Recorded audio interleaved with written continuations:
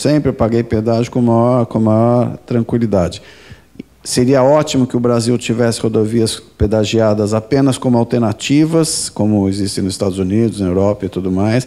Na Europa e nos Estados Unidos você pode usar outras rodovias, mas não com a qualidade, com a rapidez e com a segurança das rodovias concedidas. É uma alternativa sua. Aqui o problema é bem maior, é social, é de infraestrutura. Bom, eu queria agradecer de novo. Foi um jornalista contando um pouco a experiência de vocês na BCR. E fiquem à disposição para precisar de outras informações. Foi o Torinho que deixou a pergunta. Não sei se eu faço toda só. Quer que eu passe? Pode fazer. Vou pedir ajuda dos engenheiros até para mim. Tá.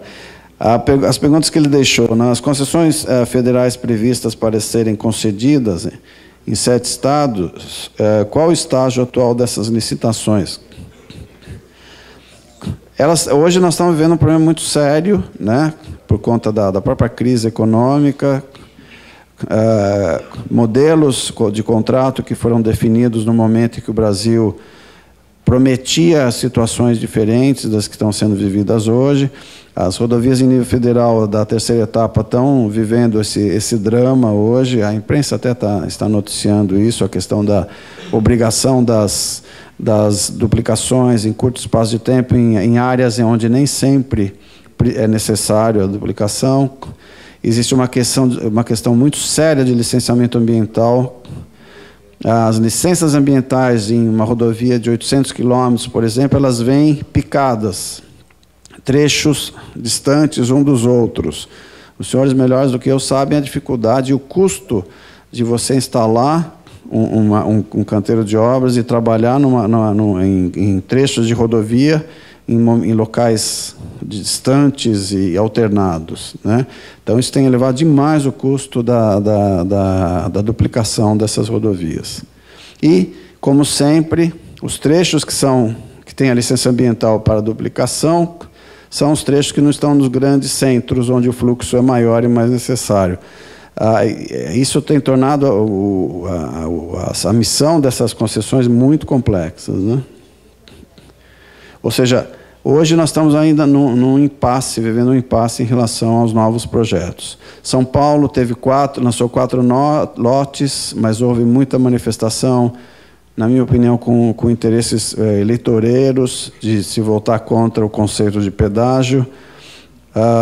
2 lotes estão suspensos, 2 parece que estão caminhando. Vamos ver. As federais têm a promessa de lançamento, agora com o presidente Temer, de projetos de concessão novos, mas também vamos aguardar para ver o que tem pela frente, né? Investidores brasileiros e estrangeiros têm procurado a Associação Brasileira visando a oportunidade de investimento. Nós temos a seguinte característica: a empresa passa a ser associada à BCR depois que ela venceu um leilão, depois que ela venceu uma concorrência. Antes disso, não existe a relação, em tese, com essa empresa interessada em participar da concessão. É mais a BDIB que está envolvida com isso, né? Mas a gente sabe que existe o interesse, tem muito dinheiro no mundo. O que a gente precisa mesmo é mostrar para o mundo que existe respeito aos contratos, às regras do jogo, para que o investidor perceba o valor e a segurança que ele precisa para colocar seu dinheiro aqui, né? Das empresas concessionárias, qual delas tem capital aberto com ações na Bolsa? A grande maioria, os grandes grupos, né? CCR, Arteris, são AB Concessões, Invepar, todas têm participação de acionistas, a maioria com capital aberto na Bolsa, né? CCR é o grande exemplo disso, né? Existem, das 59, eu acredito que 11 ou 12 são empresas individuais, que não pertencem a um grande grupo. Todas com diversos acionistas brasileiros e estrangeiros. A imprensa costuma perguntar muito sobre isso. E os investidores estrangeiros, quando virão? Já estão aqui há muito tempo, né? A BCR acha que há necessidade de haver mudanças no marco regulatório para a maior atratividade de investidores, já, com certeza, né? Eu acho que as experiências de 20 anos podem trazer subsídios interessantes aí para se definir modelos de concessão, mas não tão concessões tão onerosas como a de São Paulo e não tão com dificuldades e precariedades como algumas tentativas que foram realizadas, né? As atuais concessionárias estão satisfeitas com o atual modelo de concessão para o setor? Acho que todo mundo está querendo melhorar. A experiência foi vivida e todo mundo tem ideia de como pode aprimorar esse modelo. Ao mesmo tempo, todo mundo tem certeza, na BCR, para nós é claro, isso do valor desse conceito que foi introduzido há 20 anos, né? Só precisamos aprimorar e buscar o melhor.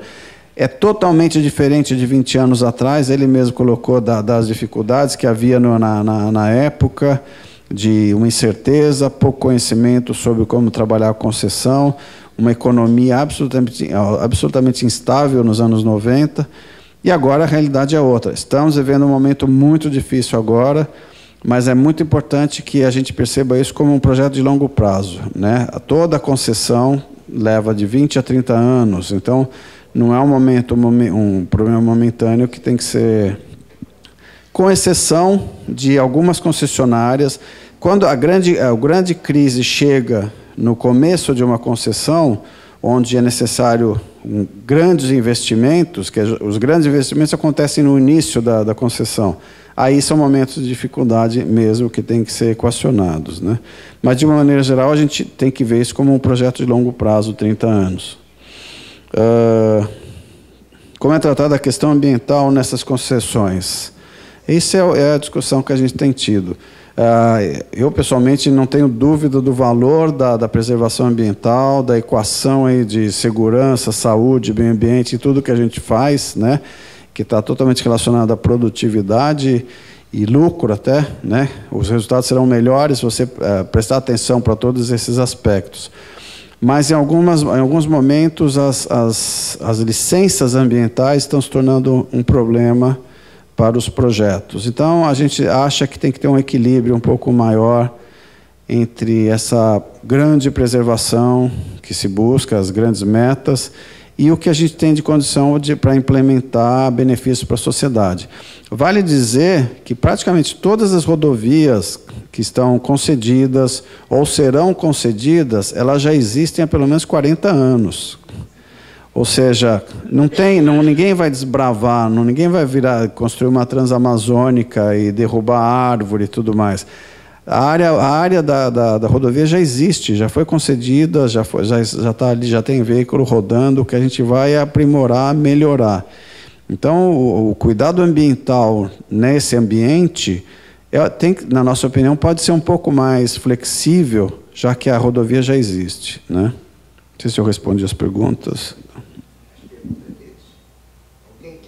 Não sei se você saberia responder o seguinte, na visão da BCR, qual é o papel do governo e qual é o papel do investidor, ou seja, da concessão?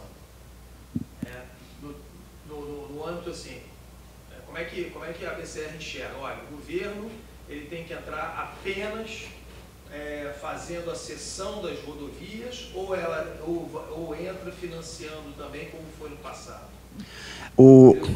São as PPPs, né? Porque hoje várias concessões de rodovia passam por dificuldade porque estavam atrelados a financiamento do governo, que era o financiamento de Finanças, do BNDES, e hoje estão todos estancados por causa disso.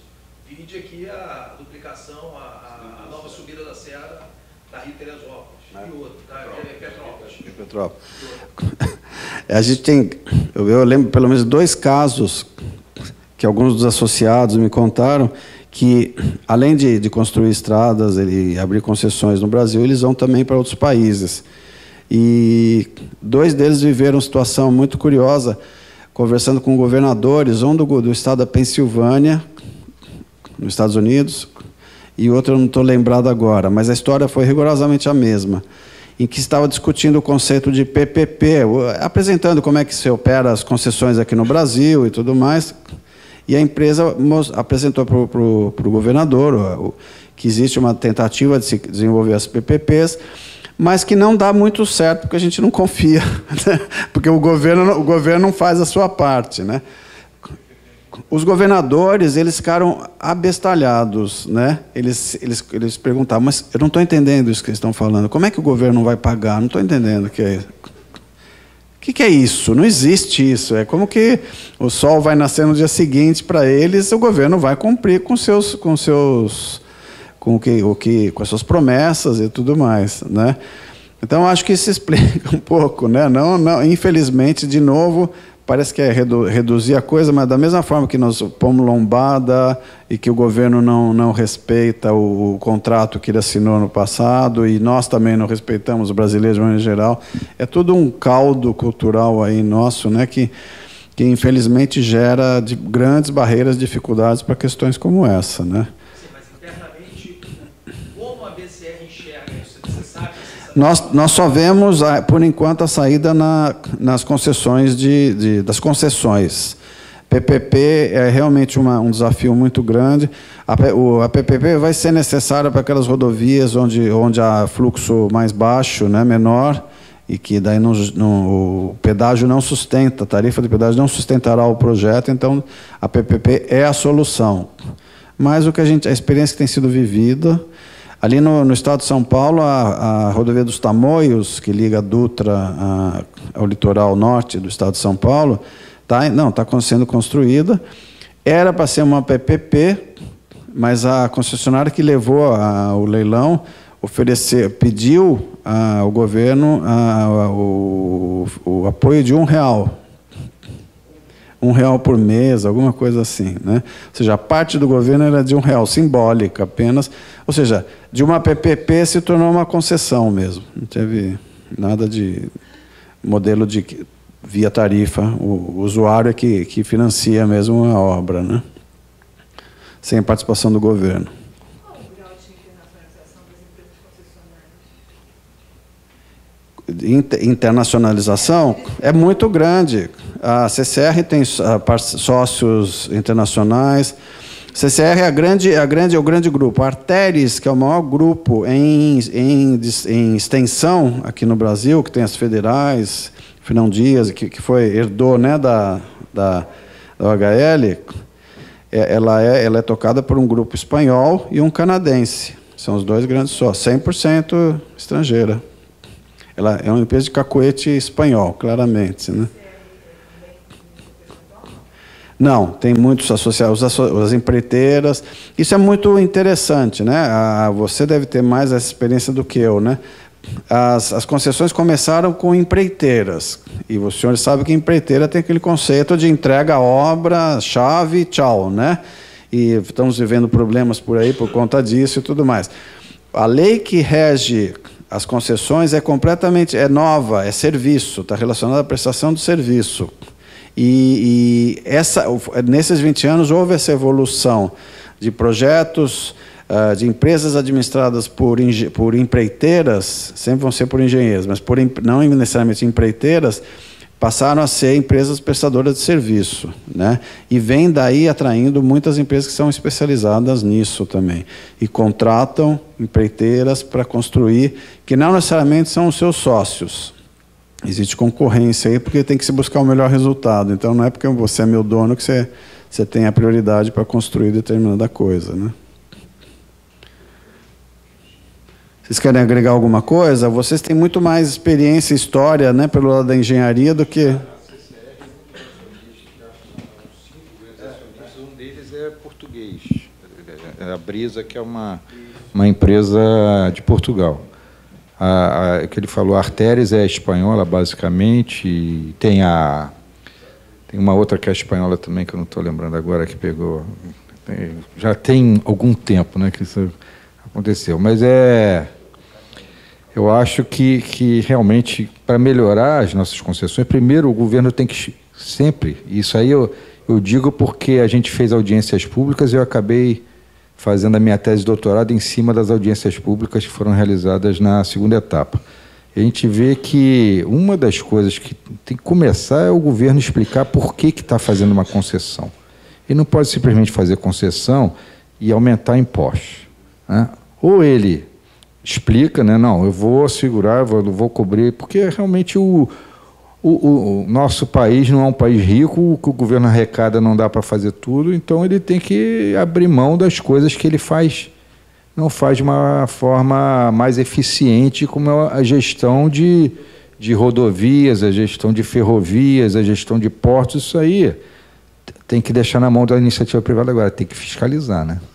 A questão tem que ficar na fiscalização, que é como você falou, tem que aprimorar a atuação das agências. A ANTT eu acho que está bem avançada nessa direção, porque depois que a gente saiu, teve concursos públicos, lá aumentou bastante o quadro da ANTT. Agora eu acho que a agência do Rio de Janeiro, por exemplo, ainda precisa melhorar muito. A agência de São Paulo já está bastante evoluída também. O Paraná e o Rio Grande do Sul nem tem agência. No Rio Grande do Sul tem, no Paraná não tinha. Tinha, né? Não sei se aí continua, que era o Requião, que era contra tudo que se fizesse lá. O Rio Grande do Sul, até achei uma surpresa você me dizer que eles estão retomando o programa de concessão, porque as concessionárias estaduais sofreram problemas seríssimos o governo não apoiava e incentivava situações que era praticamente rasgar contrato, e no Paraná também. Eu não sei nem como é que as concessionárias do Paraná sobreviveram até hoje, porque elas foram muito prejudicadas com fugas de pedágio. No Rio Grande do Sul tinha uma concessão lá que tinha uma praça de pedágio que tinha fuga de 80%, porque tinha uma passagem por um lado e tinha uma passagem pelo outro. Tinha um posto de gasolina próximo à praça de pedágio, que o cara botou uma cancela, quem abastecesse lá passava sem pagar pedágio. Era um absurdo. Quer dizer, são coisas que você olha assim e fala que não sei como é que esses caras sobreviveram. Nessa mesma concessão tinha uma outra praça que tinha 60% de fuga, porque construíram uma volta na praça de pedágio, uma história que depois o governo foi lá, melhorou e tudo, para ter fuga da praça de pedágio. Então você pega, como é que você vai confiar, né? Como é que você, como investidor, vai botar dinheiro num negócio desse se você não tem certeza se o próprio governo não vai jogar contra você? Não aquele governo mas você tem um contrato de longo prazo, vão passar vários governos, então tem que ter um mecanismo que bloqueie esse tipo de ação, porque senão ninguém entra, né? Adiciona isso, além dos governos, a classe política, né? Os projetos, os chamados jabutis que são colocados, né, nas árvores da legislação brasileira, são uma coisa louca. A lei dos caminhoneiros, não sei se os senhores conhecem a história, que foi aprovada, ela nasceu para trazer benefícios para o caminhoneiro, carga de horas máxima para trabalho, locais para descanso, enfim, coisas realmente importantes. Mas dentro dessa lei colocaram 2 jabutis, né? Jabuti não sobe em árvore quando, né, sozinho. Um é referente à isenção dos eixos suspensos de caminhões vazios, né, que daqui a pouco eu explico, e a outra é o aumento do limite de sobrepeso por eixo dos caminhões. Os senhores que são engenheiros sabem muito bem o que significa isso, né? À medida que a gente aumenta o peso, o pavimento que foi projetado para ter uma vida útil de tantos anos começa a sofrer um desgaste prematuro. E de novo, não sei se eu estou conseguindo mostrar essa relação, lombada, respeito aos contratos, e essa questão do eixo suspenso é um problema que, em alguns momentos, eu me envergonho como brasileiro. Todo caminhão que carrega mais peso, ele tem, dependendo do caminhão, ele tem a opção de levantar um dos eixos para poupar o pneu, né, não gastar tanto o pneu, que é um item caro. Quando ele está cheio, ele abaixa o eixo para sustentar a carga e poder rodar por isso. É por esses eixos que a tarifa de pedágio é cobrada. Pois bem, alguns brasileiros, ainda espero que não sejam tantos, caminhoneiros têm o hábito de usar o eixo, abaixa o eixo para carregar a carga, mas um pouco antes de chegar no pedágio, ele levanta o eixo e passa e paga, em tese deveria pagar, não pagaria por esse eixo. A NTT fez um trabalho grande em relação a isso, sofreu muito com essa decisão que foi política do governo federal de aprovar esses jabutis também, e gerou um problema enorme para o país, né? Eu fico imaginando se o primeiro-ministro do Japão um dia iria sancionar, precisaria pensar em sancionar ou não uma lei em que os seus motoristas de caminhão levantam o eixo estando com o veículo cheio, né? Ou seja, aqui, de novo, é a nossa cultura macunaíma que, infelizmente, está regendo tudo aqui nesse país, né?